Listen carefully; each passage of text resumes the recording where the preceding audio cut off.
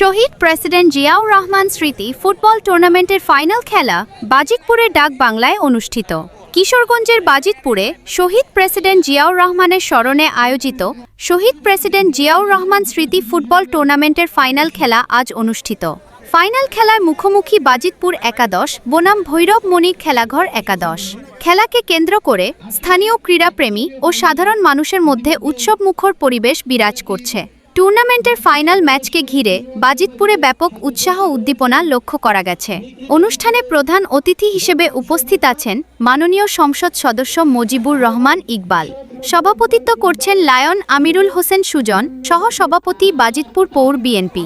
বিশেষ অতিথি হিসেবে উপস্থিত আছেন বাজিতপুর উপজেলা বিএনপির সাবেক সাধারণ সম্পাদক মোহাম্মদ মনিরুজ্জামান মনির, ঢাকা মহানগর দক্ষিণের শ্রমিক দল সভাপতি মোহাম্মদ সুমন ভূঁইয়া।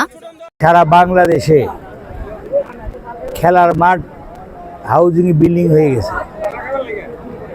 আজকের যুব সমাজ, আজকের শিশুরা এই খেলাধুলার কোনো স্থান পায় না বলে বিভিন্নভাবে ডিরেল হয়ে মাদকাসক্ত হয়ে যাচ্ছে,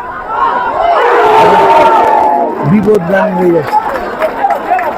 যেহেতু বিপদগামী হয়ে যাচ্ছে, আমাদের মাননীয় প্রধানমন্ত্রী বলেছেন পড়ালেখার পাশাপাশি খেলাধুলাও সমান তারে চলবে। তাই আজকে শহীদ রাষ্ট্রপতি জিয়াউর রহমানের মৃত্যুবার্ষিকী উপলক্ষে আমরা একটি ফুটবল টুর্নামেন্ট আয়োজন করেছি।